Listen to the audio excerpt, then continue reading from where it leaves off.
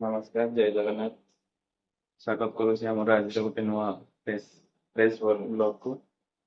ଆଜି ହେଉଛି ସଣ୍ଡେ। ଏବେ ଜଷ୍ଟ ମୁଁ ଶୋଇକି ଉଠିକି ଗାଧେଇ ପାଧେଇ ରେଡି ହେଇକି ଆସିସାରିଛି।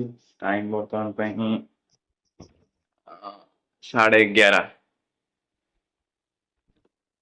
ମୁଁ ଦି ଜଣ ଯାକ ରେଡି ଅଛି ବର୍ତ୍ତମାନ ପାଇଁ।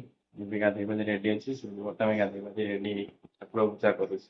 ତାର ଦେଖିବା କଣ ସେ କରୁଛି।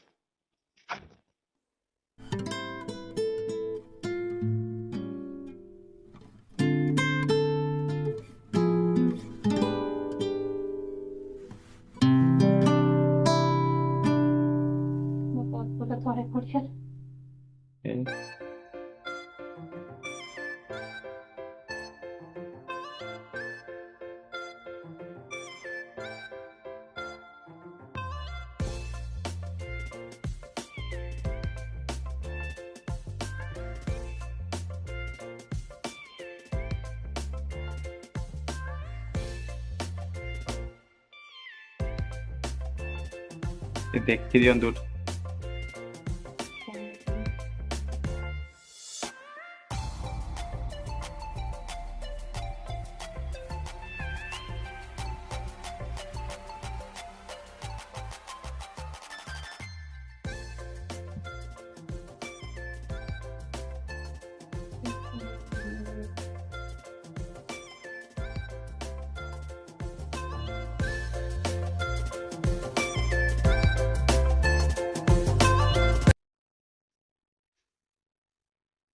ଏଇଟା ଆମ ଅଫିସରେ ଆମ ଠାକୁର ଅଛନ୍ତି। ରୁମରେ ଠାକୁର ଫାଷ୍ଟ ଥିଲେ, ରଖିଥିଲୁ, କିନ୍ତୁ ଟିକେ ଜାଗା ସର୍ଟ ହେଲାରୁ ଆମେ ଆଉ ରୁମରେ ରଖିପାରିଲୁନି। ସେଥିପାଇଁ ଆମେ ଆଣିକି ଅଫିସରେ ଠାକୁର ଅଛନ୍ତି, ସେଠି ଆମେ ଠାକୁର ରଖିଦେଇଛୁ ଆଉ ପୂଜା କରୁଛୁ ଆଉ। ଜୟ ଜଗନ୍ନାଥ। ବର୍ତ୍ତମାନ ପାଇଁ ଖାଇବା ଆମର ରେଡି, ବାଢିବା ଷ୍ଟାର୍ଟ ହେଲା। ଚିକେନ ହେଇଛି, ଚିକେନ ଭାତ ଆଉ ପନିର କୁତକୁତ। ନାଇଁ ନାଇଁ, ଚିକେନ ଭାତ ସାଲାଡ।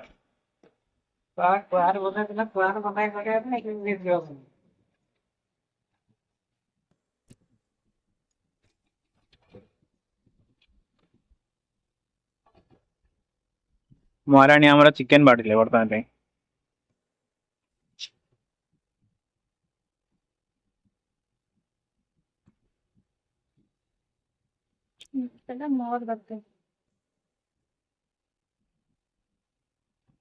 ମହାରାଣୀ ମିଷ୍ଟର ଶଳା ମୋର, ଆଉ ମୁଁ ଖୁଦ ମୁଁ।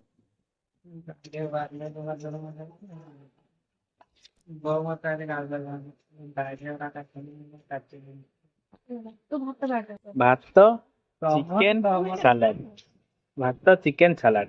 ୱାଓ, ଟେଷ୍ଟ କରିବା। ଆସନ୍ତୁ ଖାଇବା। ଚିକେନ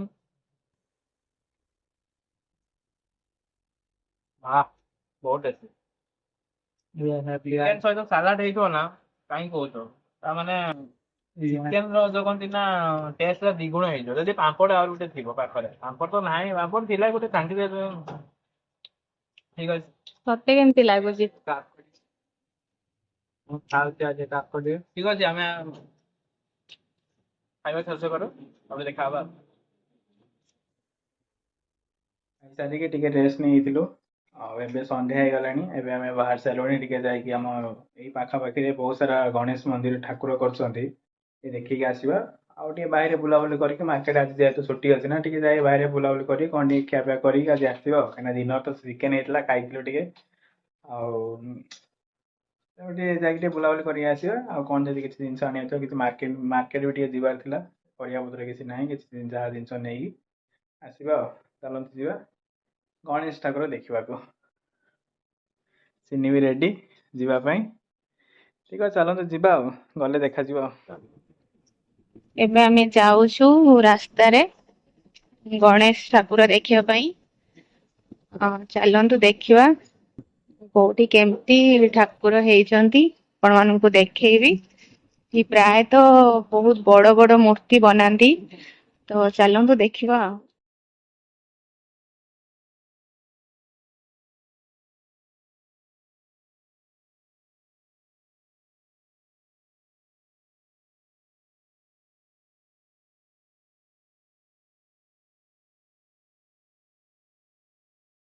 ଦେଖନ୍ତୁ ବେଶୀ କିଛି ସଜେଇବା ନାହିଁ ଏମାନଙ୍କର କେବଳ କାନ୍ଦି ଲାଗିଥିବା କଦଳୀ ଗଛ ଦୁଇ ସାଇଡରେ ଦୁଇଟା ରଖିଛନ୍ତି ଆଉ ଲାଇଟ୍ ସଜେଇଛନ୍ତି ବହୁତ ସୁନ୍ଦର ଲାଗୁଛନ୍ତି ବହୁତ ବଡ ମୂର୍ତ୍ତି ବି ଏପଟେ ରୋଷେଇ କରୁଛନ୍ତି ଖାଇବାକୁ ଦେଖନ୍ତୁ ଏଠି ଆଉ ଜାଗା ବି ପୂଜା ହଉଛି ଆମମାନେ ଦେଖିବା ପାଇଁ ଆସିଛୁ ପ୍ରାୟତଃ 100 ମିଟର ଦୂରତାରେ ଜାଗା ଜାଗା ପୂଜା କରୁଛନ୍ତି ପ୍ରଥମ ଠାକୁର ଠାରୁ ଏ ଠାକୁର କେତେ ବଡ ଆପଣ ମାନେ ଦେଖିପାରୁଥିବେ ଗଣେଶ ଅଛନ୍ତି ତାଙ୍କ ପାଖରେ ଶିବ ପାର୍ବତୀ ବି ଅଛନ୍ତି ବହୁତ ସୁନ୍ଦର ହେଇଛି ମୂର୍ତ୍ତି।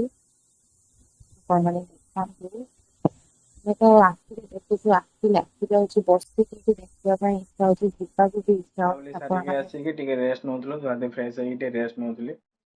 ଆଉ ଏବେ ତ 9:30 ପରେ ଟାଇମ୍ ହେଲାଣି ସିନି ଗତି ଗଲାଣି ଉପରକୁ ରୋଷେଇ କରିବା ପାଇଁ। ଚାଲନ୍ତୁ ଦେଖିବା କ'ଣ ରୋଷେଇ କରୁଛି। ଚାଲନ୍ତୁ ଦେଖିବା କ'ଣ ରୋଷେଇ କରୁଛି କ'ଣ ନାହିଁ ଦେଖିବା।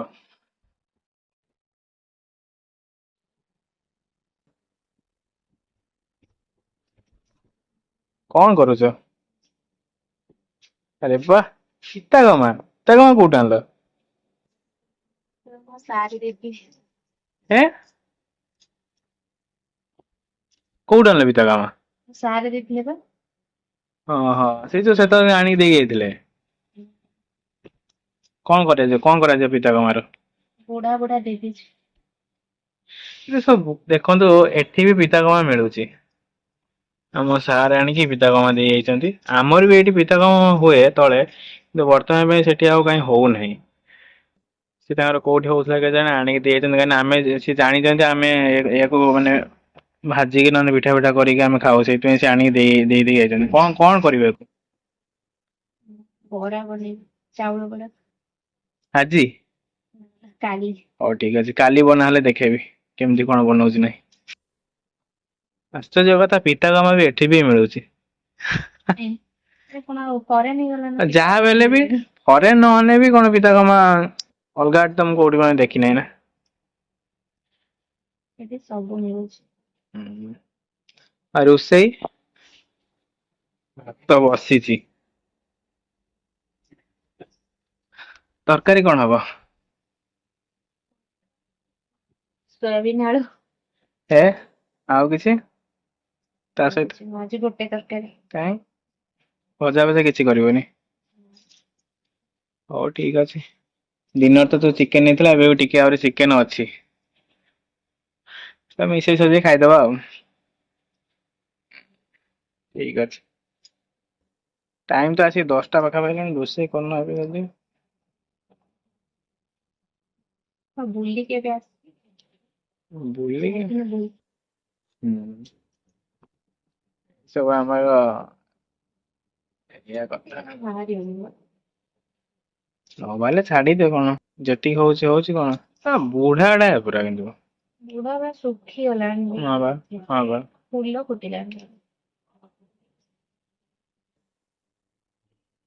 ଦେଇଛନ୍ତି ଏତେ କଷ୍ଟ କରି ଆଣିକି ସେଥିପାଇଁ ପକେଇଲିନି ନା ନା ଯାହା ଯେତିକି ବାହାରି ସେ ବା ଜାଣିଛି ସେ ବା କହିଲେ ତମେ ତତେ ଖୋଜୁଥିଲେ କହିଲେ ସେ କମଳା କୁଆଡେ ଗଲା ଆଉ ତାପରେ ହଉଛି ଦେଇ ଗଲେ କହିଲେ ତାକୁ ରଖିଥାଅ ନେଇକି ତମେ କ'ଣ କରି ଖାଇବା ମୁଁ ସେଠୁ କହିଲି ଯେ ମୁଁ କହିନି ଏଇଟା ବୁଢା କହିଲେ କେମିତି ତାନେ ଖାଅ ତମେ ଏଠୁ ଟିକେ କଞ୍ଚା ଥିବ ଏଇଠୁ ଛିଡେଇ ଦେନେ ଆଉ ପୁଣି ସେଇଠୁ କଞ୍ଚା ନା କହିଲେ ହଉ ଠିକ ଅଛି। ନାଡ ଗୁଡା ବି କଷି ଥିବ ଆଉ ମାନେ ଏତେ ବି ବାଛିତେ ପଡିବନି ଖାଲି ଯୋଉ ଚେର ଟା ଖୋଲି ଦେଇକି ହଁ ସେଇ କଥା ବା ଖାଇପାରିବ। ହଁ ବା ଠିକ ଅଛି। ଓକେ ଚାଲନ୍ତୁ ରୋଷେଇ କଲେ ଦେଖେଇବି କ'ଣ ରୋଷେଇ ହଉଛି। ରୋଷେଇ ସରିଯାଇଛି। ଯୋଉଟେ ଶୋଇ ବସିଥିଲି ମଶା ବୁଲି ପୁରା ଥକା ହେଇଯାଇଥିଲା। ରୋଷେଇ ଆମର ସରିଗଲାଣି ଖାଲି ତରକାରୀ ଫୁଟୁଛି। କହିଲାଣି ସେଠି ସରିଲା ନା ସରିନି? କ'ଣ ବନେଇଛ ଖୋଲନି ଟିକେ ଦେଖିବା। ଓ ମାଇଁ ପୁରା ଚିକେନ ଝୋଳ ବାଲା ଭଳିଆ ଲାଗୁଛି କାହିଁକିନା ଦିନରେ ହେଇଥିଲା ଚିକେନ ଏବେ ହେଇଛି ଦେଶୀ ଚିକେନ। ଚାଲ ଖାଇଦେଇକି ଶୋଇବା, ଭଲ ଲାଗୁନି। ଆହୁରି କାମ ବି ଅଛି, ମୁଁ ଟିକେ ସେପଟେ କାମ କରି କରି ଶୋଇପଡ଼ିଥିଲି ଟିକେ। ରୋଷେଇ ଆମର ସବୁ ରୋଷେଇ ସରିଯାଇଛି, ଏବେ ଆମେ ଖାଇବୁ। ଖାଇବା ପାଇଁ ବସି ସାରିଲିଣି। ଦେଖନ୍ତୁ କ'ଣ ଖାଇବା ହେଇଛି। ଖାଇବା ତ ଫାଷ୍ଟରୁ କହିଥିଲି ଯେ ସୋୟାବିନ୍ ତରକାରୀ ହେଇଥିବ। ସୋୟାବିନ୍ ତରକାରୀ, ଡାଲି ଥିଲା, ଡାଲି ଟିକେ ଗରମ କରିଦେଇଛି, ଆଉ ଭାତ, ପିଆଜ ଲଙ୍କା ଲେମ୍ବୁ। ଠିକ୍ ଅଛି, ଆମେ ଖାଇବା। ମହାରାଣୀ ବି ବସାଇଛନ୍ତି, ଆମେ ବି ବସି ସାରିଛୁ। ଚାଲନ୍ତୁ ଷ୍ଟାର୍ଟ କରିବା। କର ତମେ ଷ୍ଟାର୍ଟ କର। ନା, ତମେ ଆଗେ ଷ୍ଟାର୍ଟ କର। ଟେଷ୍ଟ ନା ନା କର, ରୋଷେଇ ତ କରୁଛ, ଟେଷ୍ଟ କରି କହିବ ନା ଫାଷ୍ଟ କେମିତି ହେଇଛି। ତମେ ଷ୍ଟାର୍ଟ କର। ହଉ ଠିକ୍ ଅଛି, ଚାଲ।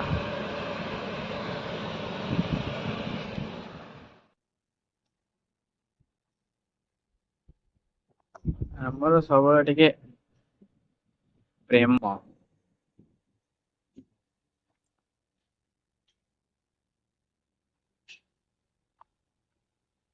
ସୋୟାବିନ୍ ଆଳୁଟା শুধু ବେକାର ହେଇଛି ନା? ନା, ଭଲ ଲାଗିଛି। ହଁ। ଭଲ ଲାଗିଛି, ଗରମ ଗରମ ହେଇଛି ନା। ବଢିଆ ହେଇଛି। ସୋୟାବିନ୍ ଆଉ କ'ଣ ଭଳିଆ ଲାଗିବ? ଦିନରେ ହେଇଥିଲା ଚିକେନ, ଏବେ ହେଇଛି ଦେଶୀ। ବାସ୍, ସୋୟାବିନ୍ ତ ସୋୟାବିନ୍ ଭଳିଆ ଲାଗିବ। ଭଲ ଅଛି, ପୁରା ପ୍ରବଳ ଗରମ।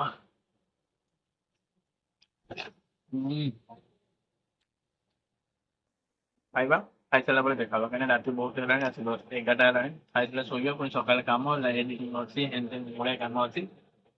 ସରିଲେ ଜଲ୍ଦି ଖାଇଦେବା, ପରେ ଦେଖା ହବ। ଖାଇବା ସରିଗଲା, ଏବେ ରୁମକୁ ଆସି ସାରିଲୁଣି। ଶୋଇବା, ଏବେ ବହୁତ ଟାଇମ୍ ହେଇଗଲାଣି, ରାତି ଆସିକି 11:30 ପରେ ବି ହେଲାଣି।